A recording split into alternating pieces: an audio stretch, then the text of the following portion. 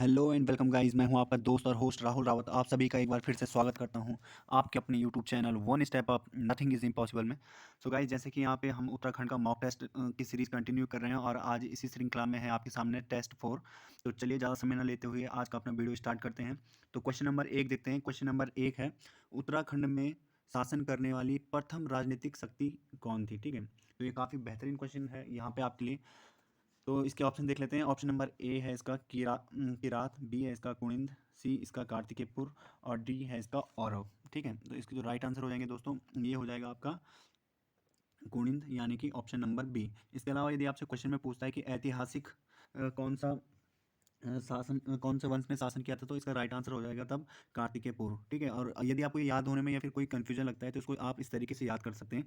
कार्तिकेयपुर लिखने में काफ़ी लंबा लग रहा है, और जब आप ऐतिहासिक लिखते हैं तो ऐतिहासिक। ठीक है, ये भी आपको कुछ इसी तरीके से मिलता है। लिखने में ऐसे ही आपको काफ़ी लंबा लगेगा ये। ठीक है, तो ये ऐतिहासिक और कार्तिकेयपुर, इस तरीके से आप इसको रिलेट कर सकते हैं थोड़ा। कुनिंद जिस तरीके से बोलने में सरल है, राजनीतिक उसी तरीके से बोलने में सरल है। कार्तिकेयपुर जैसे बोलने में कठिन है, वैसे ही ऐतिहासिक बोलने में थोड़ा कठिन है। ठीक है, तो ये चीज़ आप थोड़ा मैच करेंगे तो वहाँ से आपका यहाँ आंसर बन जाएगा। अगला क्वेश्चन देखते हैं। क्वेश्चन नंबर बी है यहाँ, क्वेश्चन नंबर सेकंड है आपका, कुनिंद वंश का सबसे शक्तिशाली शासक कौन था? ठीक है, तो सब यहाँ पे सबसे शक्तिशाली शासक पूछा गया है।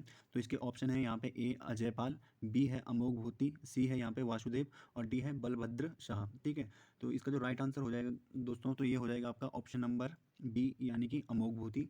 अमोघभूति यहाँ के सबसे शक्तिशाली शासकों में थे। इसके अलावा अजयपाल के बारे में देखते हैं, तो ये जो हमारे यहाँ पे पंवार वंश थे तो उसके सबसे शक्तिशाली शासकों में थे।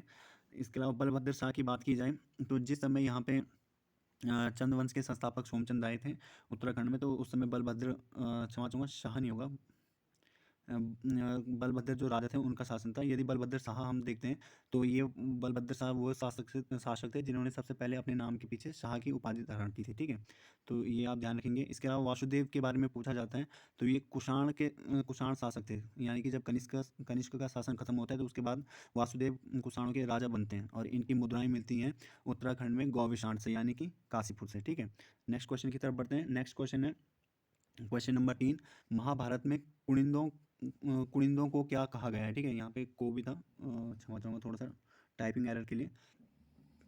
महाभारत में कुणिंदों को क्या कहा जाता था? ठीक है, तो ये आपको बताना है। ऑप्शन है इसका ए द्विज, बी है इसका द्विज श्रेष्ठ, सी है इसका योद्धे और डी है इसका कुल श्रेष्ठ। तो यहाँ पे ध्यान रखिएगा, कुणिंदों को पूछा गया है। ठीक है गाइस, तो यदि आप क्वेश्चन को थोड़ा सा भी मिसमैच करते हैं या फिर पढ़ने में थोड़ा सा भी गलती करते हैं या समझने में कोई गलती होती है तो सीधा ही आपका यहाँ पे माइनस मार्किंग हो जाएगी।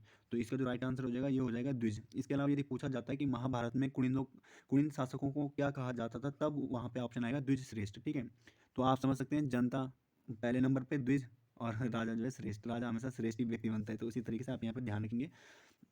कुल श्रेष्ठ एक उत्तराखंड में जाति पाई जाती है। इसके अलावा योद्धे जो थे ये कुणिंदों के समकालीन थे। ठीक है, आप इसको ध्यान रखेंगे, कुणिंद शासकों के समकालीन कौन से शासक थे, तो ये योद्धे थे। ठीक है, इन्होंने कुषाणों को जो कुषाण थे इनमें कुषाणों को कुचलने का श्रेय योद्धे शासकों को ही जाता है। ठीक है, नेक्स्ट क्वेश्चन देखते हैं।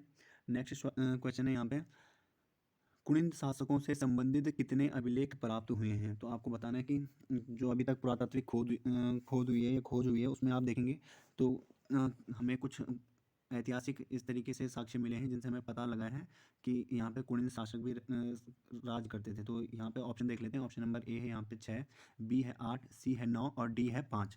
तो इसका जो राइट आंसर हो जाएगा ये हो जाएगा आपका ऑप्शन नंबर डी। यदि पूछा जाता है कहाँ से मिले हैं, तो 4 मिले हैं भरूच से, उत्तर प्रदेश में आपको मिल जाएगा। 4 मिले हैं भरहूत से, और इसके अलावा जो एक मिला है ये मिला है मथुरा से। ठीक है, भगवान श्री कृष्ण की जन्मभूमि मथुरा। अगला क्वेश्चन देखते हैं, क्वेश्चन नंबर 5। क्वेश्चन नंबर 5 है, कुणिंद राजाओं की मुद्रा किस धातु की बनी होती थी? तो ये काफ़ी बेहतरीन क्वेश्चन है। मैंने आप अपनी हर वीडियो में बताता हूँ, जब भी प्रशासन की बात आती है, इसके अलावा सिक्कों की बात आती है या फिर कोई मंदिर शैली की बात आती है, तो वह काफ़ी ज़्यादा ज़रूरी और महत्वपूर्ण हो जाता है आप लोगों को याद करना, क्योंकि इस तरीके से क्वेश्चन बनते ही बनते हैं। जब कोई भी राजवंश इतिहास पढ़ेंगे तो इतिहास में भी आपको काफ़ी सारे राजवंश मिलेंगे, वहाँ पे भी उनके प्रशासनिक जो तौर तरीके थे, इसके अलावा उनकी जो कार्य प्रणाली थी उनके बारे में ही ज़्यादातर क्वेश्चन बनते हैं, अब जो पैटर्न है। ठीक है, तो ये चीज़ें आपको ध्यान रखनी है। तो इसके ऑप्शन देखते हैं। ऑप्शन नंबर ए है इसका रजत व तांबा, बी है इसका स्वर्ण व रजत, सी है इसका रजत व लोहा, डी है इसका स्वर्ण व तांबा। तो इसका जो राइट आंसर हो जाएगा ये हो जाएगा ऑप्शन नंबर ए, यानी कि रजत व तांबे के इनके सिक्के होते थे। और ये कहाँ मतलब पूछा जाएगा कि पर्टिकुलरली किस राजा के संबंध में थे, तो ये थे अमोघ भूति के संबंध में, ठीक है। उनके समय पे जो भी सिक्के मिले हैं वो सारे रजत व तांबे के थे। इसके अलावा पूछा जा सकता है इनमें जो लिखा होता था, इनमें लिखा होता था ना कुछ कि राज्य कुनिंदश अमोघ भूतियस महाराजस, ऐसा करके कुछ लिखा होता था। ये किस भाषा में होता है, जो उनमें गढ़ाई होती थी सिक्कों में, वो किस भाषा में होती थी? यदि ऐसा क्वेश्चन बताया तो आप बोलते थे भाषा प्राकृत में। इसके अलावा लिपि पूछी जाएगी तो लिपि ब्राह्मी लिपि व खरोष्टी लिपि, दोनों ही लिपियों में लेख मिले हैं इनके, ठीक है। इसके अलावा जो अमोघ भूति की मुद्राएं थी उसमें देवी एक एक तरफ उनकी देवी माँ की मूर्ति होती थी, दूसरी तरफ मृग की, ठीक है। ये आपको ध्यान रखना है। बढ़ते हैं नेक्स्ट क्वेश्चन की तरफ। नेक्स्ट क्वेश्चन है मॉर्फोलॉजी ऑफ कुनिंदा कुनिंदा कॉइन्स पुस्तक के लेखक कौन है, ठीक है। तो ये आपने ध्यान रखना है कि इस तरीके से जो पुस्तक बनती है ये भी काफ़ी सारी इंपॉर्टेंट हो जाती हैं जब किसी राजवंश के ऊपर पर्टिकुलरली कोई पुस्तक छपती है, और ये उनके कॉइन्स के बारे में थी, ठीक है। मॉर्फोलॉजी ऑफ कुनिंदा कॉइन्स पुस्तक के लेखक कौन थे आपको बताना है। ऑप्शन नंबर ए है यहाँ पे MP जोशी, बी यशवंत कठोर, सी श्रीधर और डी महिपाल। तो यहाँ पे जो राइट आंसर हो जाएगा ये हो जाएगा ऑप्शन नंबर ए, यानी कि MP जोशी, ठीक है।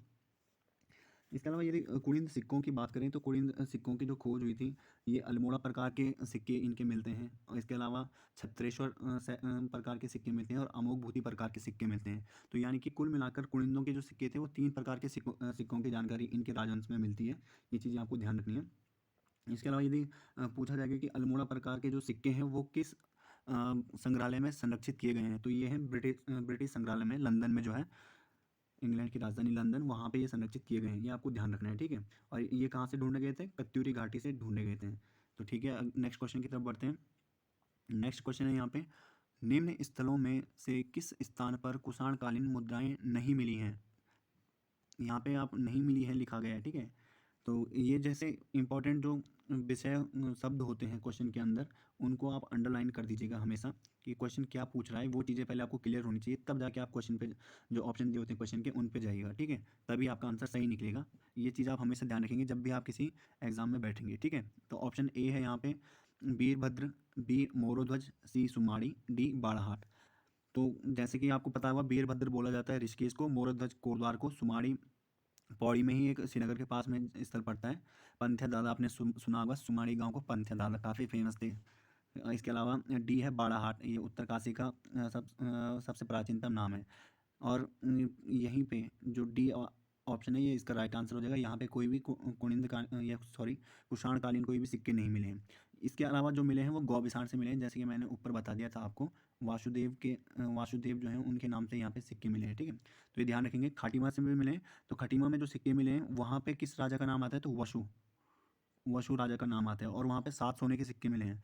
तो आपको पता होगा कि जो कुषाण थे, कुषाणों के शासनकाल में सर्वाधिक शुद्ध सोने के सिक्के पाए गए थे, ठीक है। और सबसे ज़्यादा पूछा जाता है कि सर्वाधिक सोने के सिक्के किस राजवंश के टाइम पे चले थे, वो चले थे गुप्तास के वंश में, ठीक है। तो ये सारी चीज़ें आप ध्यान रखेंगे, नोट जरूर कीजिए आप साथ साथ में, तब आपको ज़्यादा हेल्प होगी जब आप नेक्स्ट टाइम क्वेश्चन अटैम्प्ट करेंगे, तो उस बार आपको ये डेफिनेटली हेल्प करेगा, ठीक है। नेक्स्ट क्वेश्चन देखते हैं, क्वेश्चन नंबर 8 है, गोपेश्वर के त्रिशूल लेख में कितने नाग राजाओं के नाम मिले हैं, ठीक है। ये टोटल आपसे पूछा गया है कि गोपेश्वर का जो त्रिशूल लेख है उसमें कितने नाग राजाओं के नाम आपको मिले हैं, तो ये आपने ध्यान रखना है। नाग राजाओं की बात हो रही है, तो जैसे कि मैंने अपनी प्रीवियस क्वेश्चन आंसर की जो वीडियोस थी उसमें मॉक टेस्ट था उत्तराखंड का, उसमें क्वेश्चन था वहाँ से गोपेश्वर त्रिशूल लेख के बारे में। तो वहाँ पे मिलती है 4 नाग राजाओं की जानकारी, ठीक है। तो इसका जो ऑप्शन नंबर ए हो जाएगा ये राइट आंसर हो जाएगा, ऑप्शन नंबर ए। कुल 4 नाग राजाओं की जानकारी मिलती है, जिनमें थे स्कंद नाग, गणपति नाग, विभु नाग व अशुनाग। ये मैं ऑलरेडी आपको करा चुका हूँ एक गोपेश्वर त्रिशूल लेख से रिलेटेड क्वेश्चन पहले भी। लिपि पूछी जा सकती है उनकी वहाँ पे, तो दक्षिण ब्राह्मी लिपि जो गोपेश्वर त्रिशूल लेख है उसकी थी, और शताब्दी पूछी जा सकती है, तो 6वीं से 7वीं शताब्दी के ये लेख मिले हैं, ठीक है। तो नेक्स्ट क्वेश्चन देखते हैं अपना, क्वेश्चन नंबर 9। वेनथांग की पुस्तक सियुकी के अनुसार कन्याकुब्ज राज्य का सबसे बड़ा खंड प्रदेश कौन था? तो जब आप उत्तराखंड की हिस्ट्री पढ़ते हैं या फिर इसके अलावा जब हर्ष का शासन पढ़ते हैं, तो वहाँ पे आपको मिलेगा ये जानकारी कि जब हर्षवर्धन की मृत्यु हो जाती है उसके बाद जो राज्य था उनका कन्याकुब्ज, वो काफ़ी छोटे छोटे खंडों में बढ़ गया था। तो उसी में से खंड प्रदेश उन्हीं को कहा गया है। तो आपने बताना है कौन सा सबसे बड़ा था। तो ऑप्शन नंबर ए है यहाँ पे शत्रुघ्न, बी है यहाँ पे ब्रह्मपुर, और सी है यहाँ पे वीरभद्र, डी है इनमें से कोई नहीं। तो इसका जो राइट आंसर हो जाएगा ये हो जाएगा ऑप्शन नंबर बी, बरहमपुर। ठीक है, ध्यान रखेंगे आप। नेक्स्ट क्वेश्चन देखते हैं, क्वेश्चन नंबर 10। क्वेश्चन नंबर 10 कहता है, चीनी यात्री वेनसांग ने गंगा को क्या कहा था। फिर से वेनसांग का काफ़ी यहाँ पे उल्लेख मिलता है उत्तराखंड से रिलेटेड। इसके अलावा हर्ष के टाइम पे आए थे। क्वेश्चन बनता है वेनसांग से भी कि वो भारत कब पहुंचे थे। ठीक है, चीनी यात्री वेनसांग भारत कब पहुंचा था, तो ये पहुंचा था 630 ईस्वी में। और इसने वहाँ से यात्रा कब शुरू करी थी, वो करी थी 629 से। 629 से यात्रा शुरू करी थी और 630 में भारत पहुंचा था। इसके अलावा 645 में अपने देश वापस लौट जाता है। ठीक है, ध्यान रखेंगे आप इसको। तो यहाँ पे आपको बताना है कि गंगा नदी जो है उसको क्या नाम से पुकारा गया है। तो ऑप्शन नंबर ए है महाभद्रा, बी यमुना, सी जमुना, डी मोयुलो। तो इसका जो राइट आंसर हो जाएगा ये हो जाएगा आपका ऑप्शन नंबर ए, महाभद्रा। यहाँ पे वेनसांग ने कहा है गंगा नदी को। ठीक है, ये ध्यान रखेंगे। इसके अलावा जो हरिद्वार क्षेत्र पड़ता है उसको कहा है मोइलो। साथ ही साथ यदि आपसे पूछा जाता है कि हिमालय, जो वेनसांग है उसने हिमालय को क्या कहा है, या फिर जो बरहमपुर क्षेत्र है उसको क्या कहा है, तो वो उसको कहा था पोलो हीमो, पोलो हीमो पुलो। ठीक है, उत्तराखंड को भी आता है ये। पूरा बरहमपुर जो क्षेत्र था वो उत्तराखंडी था उस समय पे। तो आप ध्यान रखेंगे पोलो हीमो पुलो उसने उत्तराखंड क्षेत्र को कहा है। इसके अलावा हरिद्वार के बारे में पूछा जाता है कि हरिद्वार का क्षेत्रफल कितना बताएं, तो 20 ली उसने बताया है। क्वेश्चन नंबर 11 है, ब्रह्मपुर के नरेश किस वंश के पौरव राजा थे। पौरव राजवंश यहाँ पे हम पढ़ते हैं ब्रह्मपुर में। तो आपको बताना कि वो किस वंश के थे। तो ऑप्शन नंबर ए है यहाँ पे सोन वंशिया, बी है मौर्य वंशिया, सी है यहाँ पे शाह वंशिया, और डी है कर्तरीपुर वंशिया। तो इसका जो राइट आंसर हो जाएगा ये हो जाएगा ऑप्शन नंबर ए, सोन वंशिया। इसके अलावा मौर्यों से रिलेटेड आपको ध्यान होगा 257 ईस्वी पूर्व का जो यहाँ पे अभिलेख मिला है महाराज अशोका। शाहवंशिया कोई ऐसा वंश नहीं है, शाहवंश पर्टिकुलरली। जबकि कार्तिकेय वंश हम पढ़ते हैं तो ये यहाँ पे हिमाचल प्रदेश के आसपास का जो क्षेत्र है उसको कहा जाता था। इसमें कुछ क्षेत्र उत्तराखंड का, हिमाचल प्रदेश का और रोहिलाखंड का उत्तरी भाग ही आते थे। ठीक है, बढ़ते हैं अपने नेक्स्ट क्वेश्चन की तरफ। तालेश्वर ताम्रपत्र की खोज कब की गई। तो इसका जो राइट आंसर क्वेश्चन है तालेश्वर ताम्रपत्र। तो जो तालेश्वर ताम्रपत्र है ये भी पौरव राजाओं से संबंधित है। इसका ब्रह्मपुर क्षेत्र के बारे में यहाँ पे जानकारी मिलती है, तो इसकी खोज आपने बतानी है। तो ऑप्शन है आपके सामने, ए 1905, बी 1915, सी 1925, डी 1935। तो इसका जो राइट आंसर हो जाएगा ये हो जाएगा आपका ऑप्शन नंबर बी, यानी कि 1915। ठीक है, और ये कब से कब तक के यहाँ पे जो पौरव वंश का शासन था ये चला था 6वीं से 8वीं शताब्दी के बीच में। ठीक है, ये ध्यान रखेंगे, 6वीं से 8वीं शताब्दी के बीच में चला था इनका शासन। यदि क्षेत्रफल पूछा जाता है कि कहाँ से कहाँ तक ब्रह्मपुर क्षेत्र था, तो वो था गंगा नदी से लेके करनाली। करनाली आपको पता होगा काली नदी में मिलने वाली नदी है जो नेपाल से आती है, ये ध्यान रखेंगे आप। नेक्स्ट क्वेश्चन देखते हैं अपना, क्वेश्चन नंबर 13। क्वेश्चन नंबर 13 कहता है, पौरव वंश के संस्थापक कौन थे। तो ऑप्शन ए है यहाँ पे अग्निवर्मन, बी है यहाँ पे वृषवर्मन, सी है यहाँ पे द्युतिवर्मन, और डी है यहाँ पे विष्णुवर्मन। तो इसका जो राइट आंसर हो जाएगा ये हो जाएगा आपका ऑप्शन नंबर डी, यानी कि विष्णुवर्मन। इसके बाद यदि जो ताम्रपत्र मिला है तालेश्वर का, उसमें आप देखेंगे तो कुछ राजाओं के नाम दिए हैं। जैसे कि विष्णुवर्मन तो राजा थे जिन्होंने जो संस्थापक थे पौरव वंश के, उनके बाद नाम मिलता है वृषवर्मन का 2 पे, नंबर 3 पे मिलता है अग्नि का, और नंबर 4 पे द्युतिवर्मन का। ठीक है, पहले ये इस तरीके से सीक्वेंस है, ये भी आप नोट कर लीजिएगा। कई बार होता है कि सीक्वेंस लगाने के लिए आ जाता है, तो आप वहाँ पे ध्यान रखेंगे इस चीज़ को। नेक्स्ट क्वेश्चन है, वीरणेश्वर स्वामी किस राजवंश के कुल देवता थे। तो ये काफ़ी बेहतरीन क्वेश्चन है। वीरणेश्वर महादेव का जो मंदिर है ये अल्मोड़ा में पड़ता है। तो यहीं पे बिनसर क्षेत्र के आसपास में ही है ये। तो ऑप्शन ए है इसका यदुवंश, बी नागवंश, सी है इसका कार्तिकेयपुर वंश, और डी है इसका पौरव वंश। तो इसका जो राइट आंसर हो जाएगा ये हो जाएगा ऑप्शन नंबर डी, यानी कि पौरव वंश के जो कुल देवता थे वो थे वीरणेश्वर स्वामी। इसके अलावा पौरव जो राजवंश के शासक थे ये कौन सी उपाधि रखते थे, तो ये पूछा जा सकता है, महाराजा धीराज परम भट्टक। ठीक है, ये आप ध्यान रखेंगे। इसके अलावा इनकी जो हमने अभी ऊपर बात की थी क्वेश्चन की तालेश्वर ताम्रपत्र की, तो उसकी भाषा पूछी जा सकती है। तो भाषा क्या थी उसकी, संस्कृत। ठीक है, और इसके अलावा लिपि पूछी जाती है यदि आपसे, तो ब्राह्मी लिपि थी। ठीक है, गुप्त ब्राह्मी लिपि थी तालेश्वर ताम्रपत्र की। तो इससे आप अनुमान लगा सकते हैं जो उस समय के राजवंश थे उनकी भाषा क्या थी, संस्कृत थी। ठीक है, तो नेक्स्ट क्वेश्चन देखते हैं, क्वेश्चन नंबर 15। क्वेश्चन नंबर 15 भी पौरव वंश से है। पौरव वंश के मंत्रियों को क्या कहा जाता था। तो ये काफ़ी बेहतरीन क्वेश्चन है। जैसे कि मैंने बताया था प्रशासन के बारे में क्वेश्चन आते हैं, तो ये आपको ध्यान रखना है, प्रशासन से रिलेटेड क्वेश्चन है। तो ऑप्शन नंबर ए है इसका द्विवीरपति, बी राजमातिया, सी है इसका भागिक, और डी है कटुक। तो इसका जो राइट आंसर हो जाएगा ये हो जाएगा आपका ऑप्शन नंबर बी, राजमाता इनको कहा जाता था जितने भी मंत्री होते थे। इसके अलावा दिव्य जो होते थे पौरवंश में, ये होते लेखक वर्ग, ठीक है, जो लेखक होते थे उनको बोलते थे। इसके अलावा भागिक जो होता था ये आपका कर लेने वाला, खेतों से जो भी टैक्स होता था वो कर वसूलने वाले व्यक्ति को कहा जाता था। कटुक जो होते थे ये गुप्तचर होते थे, ठीक है। इसके अलावा ऐसी भूमि जिससे कर लिया जाता था उसको बोला जाता था भाग। एक और होता है इनमें संधि विग्रहिक, ये विदेश मंत्री को कहा जाता था, ठीक है। तो ये सारी चीज़ें आप ध्यान रखेंगे। नेक्स्ट क्वेश्चन देखते हैं। नेक्स्ट क्वेश्चन है पौरव काल में भूमि को कितने भागों में बांटा गया था। तो यहाँ पे ऑप्शन है आपके सामने 2, 3, 4, 5। तो इसका जो राइट आंसर हो जाएगा ये हो जाएगा आपका 2, यानी कि 2 भागों में पौरव वंश ने भूमियों को बांटा था। इसमें थी पहली केदार भूमि, ठीक है, केदार, और दूसरी होती थी सारी।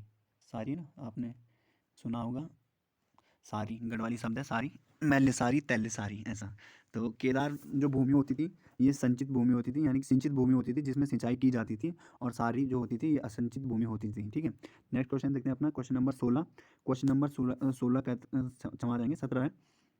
पलेठी का सूर्य मंदिर किसके द्वारा बनाया गया था। अभी तक पूछा जाता था कि पलेठी का सूर्य मंदिर कहाँ है, तो देवप्रयाग है इसका राइट आंसर, ठीक है। काफ़ी इजी हो गया और काफ़ी बार रिपीट भी हो चुका है। तो हो सकता है कि अब जो आए क्वेश्चन हो इस तरीके से है, किसके द्वारा बनाया गया था, ठीक है। तो ये भी चीज़ आपको ध्यान रखनी होती है। तो इसके ऑप्शन देखते हैं। ऑप्शन नंबर ए है यहाँ पे नृपति वर्मन, बी है कल्याण वर्मन, सी है यहाँ पे सिंह वर्मन, और डी है विष्णु वर्मन। तो इसका जो राइट आंसर हो जाएगा ये हो जाएगा ऑप्शन नंबर बी, यानी कि कल्याण वर्मन के माध्यम से पलेठी का सूर्य मंदिर बनाया गया था। और जो पलेठी में शिलालेख मिला है उसके द्वारा पता चलता है कि यहाँ पे एक स्वतंत्र राज्य वंश था, ठीक है। वंश की राजवंश की इतनी जानकारी नहीं है वहाँ पे, लेकिन पलेठी में जो सूर्य मंदिर मिला है उसकी बताया गया कि कल्याण वर्मन ने बताया। इसके अलावा पलेठी के जो शिलालेख मिले हैं उसमें नरपति वर्मन का नाम भी आता है, ठीक है। और देवप्रयाग के हिंडोला खाल में ये है पलेठी का सूर्य मंदिर, ये ध्यान रखेंगे आप। 7वीं से 8वीं शताब्दी के बीच में ये बना था। बढ़ते हैं अपने नेक्स्ट क्वेश्चन की तरफ। Question number 18।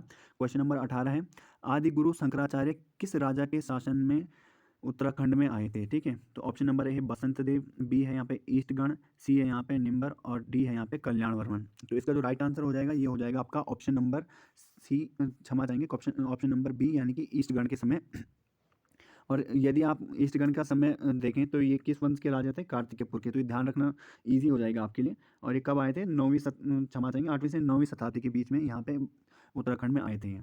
तो ये ध्यान रखने में, तो जब रिलेट करते हैं ना, पूछा जा सकता है ऐसे भी क्वेश्चन कि आदिगुरु शंकराचार्य किस राजवंश के समय उत्तराखंड में आए थे। तो इस तरीके से जब आपको याद होगा ईस्टगण, लेकिन ईस्टगण किस राजवंश के थे, कार्तिकेयपुर राजवंश। और इनका टाइम पीरियड क्या था, यदि आप देखेंगे तो 820 ईस्वी में यहाँ पे इनकी मृत्यु हो जाती है। तो पूछा जा सकता है आपसे कि वो शताब्दी कौन सी थी जिस समय वो यहाँ पे आए थे, तो वो हो जाएगी 8वीं शताब्दी, ठीक है। इस तरीके से क्वेश्चन बनते हैं रिलेटेड करके। और जब आप कनेक्टिव वे में क्वेश्चनों को या फिर सब टॉपिक को पढ़ते हैं तो आपको याद काफ़ी समय तक वो रहते हैं। तो आपको जो भी आप पढ़ते हैं, जो भी आप क्वेश्चन अटैम्प्ट करते हैं यहाँ से, जब मैं उनके आपको यहाँ पे स्टैटिक्स जी के अब बताता हूँ तो आप उनको कनेक्ट कीजिएगा एक दूसरे से, तो वो काफ़ी ईजिली आपके दिमाग में बैठ जाएंगे, ठीक है। तो नेक्स्ट क्वेश्चन देखते हैं, क्वेश्चन नंबर 19। क्वेश्चन नंबर 19 है आदि गुरु शंकराचार्य का संबंध किस राजवंश से था, ठीक है। क्षमा चाहेंगे यहाँ पे राज्य से था क्वेश्चन है। ऑप्शन नंबर ए है आपका कर्नाटक, बी है यहाँ पे आंध्र प्रदेश, सी है केरला, डी है तमिलनाडु। तो जिसका राइट आंसर हो जाएगा ये हो जाएगा ऑप्शन नंबर सी, यानी कि केरल राज्य से इनका संबंध था। यदि इनके बारे में पूछा जाएगा उस समय केरल में कौन से राजवंश थे, तो वो थे चेर राजवंश। इनके गुरु का नाम पूछा जा सकता है, इनके गुरु थे गोविंद स्वामी। इसके अलावा पिता शिव गुरु और माता का नाम था सुभद्रा, ठीक है। ये सारी चीज़ें आप ध्यान रखेंगे। अद्वैतवाद के प्रतिपादक थे, अद्वैतवाद जैसे संप्रदाय चलते थे पहले, तो ये अद्वैतवाद के थे, ठीक है। नेक्स्ट क्वेश्चन देखते हैं, क्वेश्चन नंबर 20 है वेनसांग के अनुसार ब्रह्मपुर राज्य में कितने बौद्ध विहार थे। तो इसका ऑप्शन है 3, 5, 7, 9। तो right answer option number B, यानी कि 5 यहाँ पे वेनसांग ने बौद्ध विहार बताए हैं उत्तराखंड भूमि में या फिर ब्रह्मपुर क्षेत्र में। तो गाइज यहाँ पे जो आज का ये टेस्ट सीरीज था ये था हमारे जितने भी ऐतिहासिक शासनकाल थे, राजवंश थे, उनसे रिलेटेड। आगे भी ये कंटिन्यू रहेगा जिसमें हम कार्तिकेयपुर के बारे में पढ़ेंगे, काफ़ी विस्तृत ये है। और इसके अलावा अराजकता का जो समय आता है उसके बारे में पढ़ेंगे। तो आई होप कि आपको ये सीरीज़ अच्छी लगी हो। तो आपसे एक निवेदन है मेरा इसके साथ ही साथ कि आप वीडियो को लाइक, शेयर और सब्सक्राइब ज़रूर कीजिएगा चैनल को, ताकि जो हमारा उद्देश्य है आने वाला उत्तराखंड पुलिस कांस्टेबल का एग्ज़ाम, उसको उसमें 20 नंबर सभी को दिलाना। तो ज़्यादा से ज़्यादा लोगों को ये लाभ मिले। आपको इसके लिए करना क्या है कि इसको शेयर करते रहना है, ठीक है। तो आज का वीडियो यहीं पे समाप्त करते हैं। जय हिंद, जय भारत।